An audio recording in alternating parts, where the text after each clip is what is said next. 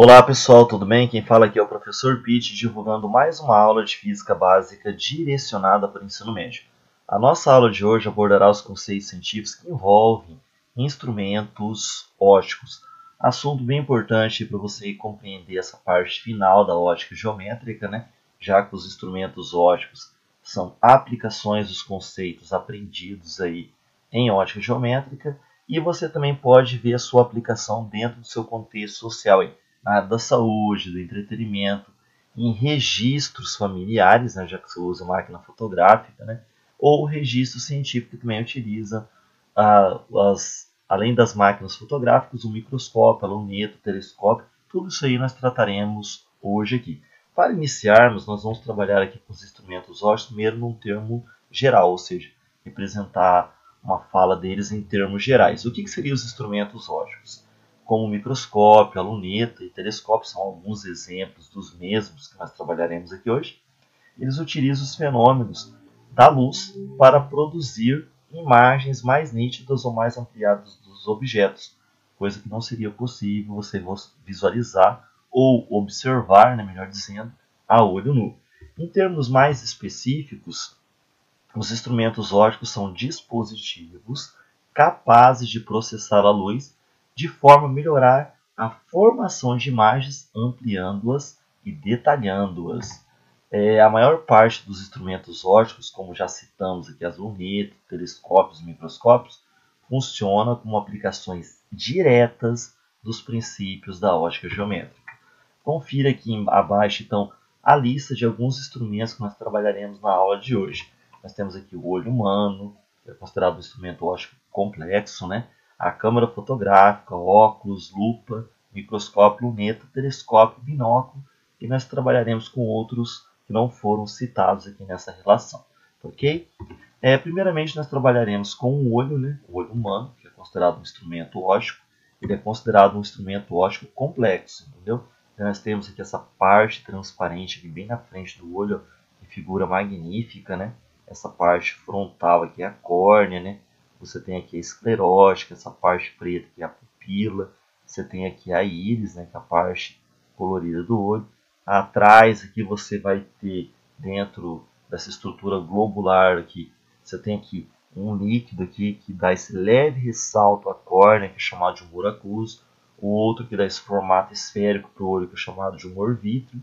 E você tem logo atrás aqui da pupila, né, você tem o cristalino, né, que é uma lente que é equivalente a uma lente convergente, né, que considerando o meio ar aí, que seria aquelas que têm as bordas finas e meio grosso. E lá no fundo você tem uma região sensível, né, que é chamada de retina, juntamente com a fóvea, ok? Em termos mais detalhados, o olho humano saudável, ele é chamado de olho hemétrope, né, que é um instrumento óptico capaz de projetar imagens diretamente sobre a retina, na qual se localiza o nervo óptico, fornecendo para o nosso cérebro o estímulo luminoso necessário para a formação de imagens. A grosso modo, podemos dizer que o olho humano funciona de maneira similar a uma câmera escura. Os raios de luz refletidos pelos objetos ao nosso redor ou provenientes de fontes primárias, como o sol ou iluminação artificial, incidem sobre a córnea e sobre o cristalino, sofrendo múltiplas refrações, isso aqui é importante, cruzando-se e formando uma imagem real invertida no fundo dos nossos olhos. Lembrando que nós enxergamos duas fontes de luz, a primária, que é aquela que emite luz própria, e a secundária, que reflete luz proveniente de outra fonte, ok? Que é da fonte primária. O cérebro, então, por sua vez, ele fica encarregado de interpretar o estímulo percebido pelo nervo óptico e inverter essa imagem. Bem, aqui nós temos a classificação dos instrumentos ópticos, né? Eles são classificados em duas categorias. Os instrumentos de observação, que é aquele que você precisa aproximar o olho dele para visualizar a imagem formada por ele, que é o caso da lupa, do microscópio composto, da luneta, telescópio e por aí vai. Lembrando que a luneta também ela pode ser chamada de telescópio, só que refrator. O telescópio que a maioria conhece é o refletor, ok? E de projeção, né? Que são aqueles instrumentos que você não precisa aproximar o olho dele para visualizar a imagem formada por ele. Você precisa de uma parede, né, para essa imagem ser projetada, de uma tela, de uma folha, um papel sensível à luz ou simplesmente de um anteparo, tratando em termos gerais. Ok? Daí os instrumentos de projeção seria o olho humano, câmera fotográfica, máquina de Xerox e o projetor de slides. Começando aqui pelo instrumento óptico mais simples, né, que é a lupa ou microscópio simples. Ela é constituída de uma única lente. Como o meio que envolve aqui o ar, essa lente terá bordas finas e meio grossa, ela terá o comportamento de lente convergente e você tem condições de ampliar a imagem de um objeto quando visualizado através dela. Só que esse objeto tem que estar entre o foco e o centro óptico dessa lente. Nessa pedra aqui, o rapaz vai visualizar ela ampliada nesse mesmo lado que ela está. Só que ele consegue verificar detalhes mais específicos do que a olho nu, porque ele vai ter uma ampliação dessa imagem. Nesse esquema aqui você consegue visualizar mais ou menos o que ele estaria vendo ali. Você tem aqui a pedra, que é o objeto, a lupa, né, já que o objeto está entre o foco e o centro óptico da lente, a lupa pega aquele objeto e amplia ele, fornecendo mesmo uma imagem virtual, direita e maior. Okay? Então, por isso a lupa ela é muito utilizada aí por pessoas que consertam relógio, por pessoas que analisam pedras preciosas na área da botânica, na biologia, na física, né? Entre outras partes de estudos que são variados aí, daí para não deixar nenhum de fora, vamos citar somente esses, ok? Dando continuidade. E o microscópio composto, né? O microscópio composto ele é constituído de duas lentes convergentes, considerando o meio ar, com eixos coincidentes. E nesse caso aqui, você tem um microscópio composto, esse aqui ele é constituído de uma lente de distância focal maior aqui, e três lentes aqui, já que você pode girar aqui, trocar as lentes, né, de distância focal menor. Essas lentes que estão próximas à lâmina ou ao objeto são chamadas de lentes objetivas. É a lente que está mais próxima do objeto. Essa que está mais próxima ao olho, ela é chamada de lente ocular. Então, ocular a lente fica mais próxima ao olho e objetiva a lente que fica mais próxima à lâmina ou ao objeto. Esse microscópio composto ele permite, no caso aqui, constituído de duas lentes convergentes com eixos coincidentes, uma ampliação entre 200 e 2.000 vezes em relação ao tamanho real do objeto aqui. E para você determinar essa ampliação no microscópio composto, basta você pegar a ampliação da objetiva, que seria essa lente aqui, vezes a ampliação da ocular, que seria essa lente aqui. Você tem a ampliação total do instrumento. Como que funcionaria isso? E nós temos esse esquema aqui que é bem interessante. Ó. Aqui você tem essa lente objetiva, que seria essa menor aqui. Essa daqui, uma dessas três aqui seria a lente objetiva. E essa aqui é a ocular, que fica próximo ao olho, que tem uma distância focal maior, que seria essa daqui. Então o que acontece? Ó, nessa situação esquemática, que é bem interessante, você tem aqui o eixo, que corta as lentes bem ao meio, ou seja, elas têm eixos coincidentes. Né? Você coloca em relação objetiva o objeto a ser analisado sempre entre o ponto de principal e o foco, ou o mais próximo possível do foco. Daí o que acontece aqui? Essa lente ela vai funcionar como um projetor. Ela projeta entre o foco e o centro óptico dessa segunda lente, que é a ocular, uma imagem real, invertida e maior. Só que essa imagem real, invertida e maior, projetada pela objetiva entre o foco e o centro óptico da ocular, ela funciona para a ocular como objeto. Daí o que acontece? Daí essa segunda lente pega isso aqui que serve de objeto, que na realidade é imagem para a primeira, e amplia. Daí você vai ter uma imagem desse objeto aqui para a lente 2, porém imagem para a lente 1, virtual, direita e maior. Daí você tem uma ampliação. Só que essa ampliação ela é invertida em relação ao próprio objeto. Porque você tem aqui a segunda lente, ela funciona então como lupa e a primeira aqui como um projetor. Ok? O segundo instrumento óptico que é a luneta, né? Outro instrumento de observação. Lembrando que todos os instrumentos aqui são de observação. A lupa é de observação, o microscópio composto é de observação e a luneta também é de observação. Só que aqui nós temos um pequeno detalhe, né? A luneta, ou também chamada de telescópio refrator, ela capta objetos a grande distância, ou seja, no infinito. Está certo que infinito para os nossos olhos é a partir de 6 metros.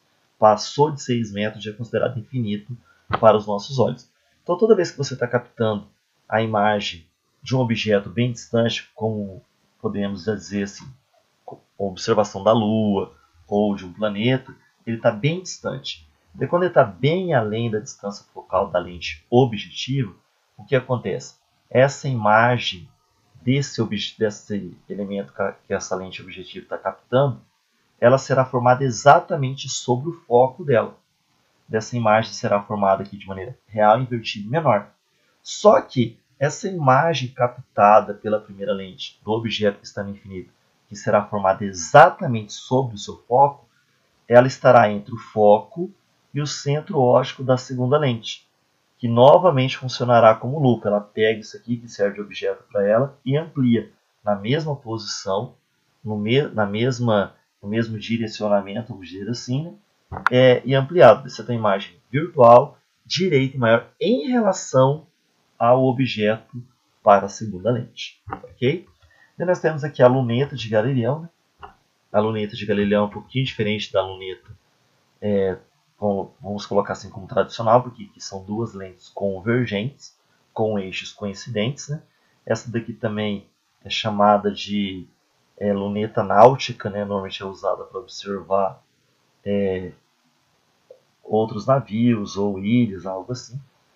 O Galilei, para não observar a imagem invertida, ele trocou a segunda lente, né, que era convergente, por uma lente divergente. O que acontece? Daí você tem aqui a luneta posicionada num ponto antes do encontro dos raios que foram refratados pela primeira lente. Esses raios são desviados, né? Ou seja, são aqueles raios que saem da lente, que formam a imagem, saem do sistema óptico aqui. Daí, ao prolongar eles, você tem a imagem aqui, virtual, direita e menor. Só que detalhe, no mesmo posicionamento que o astro observado. Então, essa foi a correção proposta por Galileu. Daí nós temos aqui o telescópio refletor, né, que é um aperfeiçoamento aqui, já idealizado pelo Newton e proporcionado pelo Isaac Newton, né, onde que você tem aqui um espelho primário, que é um espelho côncavo, um espelho secundário e uma lente, que nesse caso aqui é a lente ocular, e nesse caso aqui ela será uma lente convergente, ou seja, que tem as bordas finas e o meio grosso. Tá, ok? Então o que acontece aqui? Por que o Newton substituiu a lente objetiva por um espelho primário côncavo? Para captar mais luz e você ter mais nitidez na observação da imagem do astro que você está observando. Daí você tem aqui uma melhora da captação da imagem do astro e detalhe, você tem um aumento do instrumento óptico que proporciona uma qualidade maior da imagem. Então esse aqui é o telescópio refletor. Ok? Aqui nós temos os rádios, né? Telescópios, né, que trabalham com frequência de ondas de rádio, no caso aqui das microondas também, que sempre tem em variados locais do planeta para ficar observando o espaço, fora os telescópios que estão aí orbitando o nosso planeta ou outros astros aí. Vamos dar continuidade. Daqui nós temos os projetores, né? Os projetores são aqueles que projetam a imagem em algo, né, numa tela, num filme fotográfico, numa folha ou simplesmente no anteparo. Aqui nós temos os projetores de slides, né? Ele utiliza uma única lente convergente, né, considerando o meio ar, aquelas que têm bordas finas e meio grosso. Daí você tem o objeto aqui sempre invertido, né, para a imagem aparecer para você de maneira direita. Nesse caso aqui, esse aqui é um instrumento óptico de projeção, porque você não precisa encostar o olho no instrumento óptico, basta você ter uma tela para visualizar essa imagem. Então você tem aqui o nosso primeiro, que é o projetor de slides ou projetor de cinema. A máquina fotográfica também é considerado um instrumento de projeção.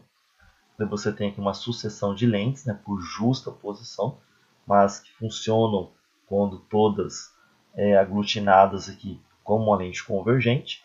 E você tem uma imagem sendo projetada aqui no filme ou no sensor fotográfico aqui. Tem a imagem que é real, invertida em menor. E todo esse processo de captação aqui é graças a essas lentes que funcionam como um instrumento de projeção. A máquina fotográfica do início do século XX, o objetivo era apenas uma lente convergente, que é essa daqui. Hoje você tem uma sucessão de lentes aqui por justa posição, até para corrigir as aberrações cromáticas e melhorar a qualidade da imagem. Então, a máquina cujo objetivo é formada por um conjunto de lentes são essas atuais aqui do final do século XX, início do século XXI. A resolução de uma câmera fotográfica digital, ela depende de uma palavra dos pixels, né? A capacidade de pixels que você tem ali na foto, né? Então, por que você tem que levar em consideração ao comprar uma câmera fotográfica o pixel dela? Porque uma câmera fotográfica com pixel pequeno, quando você vai ampliar a foto, ela fica assim, granulada. Então, quanto maior o pixel da câmera fotográfica, melhor a qualidade de imagem, inclusive possibilita que você amplie a imagem e que ela não fique distorcida. Ok? Aqui nós vamos fazer essa pequena pergunta, né? Pronto, tomara que você já saiba responder. Por que os telescópios modernos se localizam em locais elevados? Nós temos aqui essa representação. Daí eu vou deixar vocês pensarem, ainda na próxima aula nós responderemos isso aqui. Faltando dois instrumentos aqui, o periscópio, né? Daí aqui já não usa-se lentes, usam-se prismas. Aí você tem aqui os prismas de Amicis, né?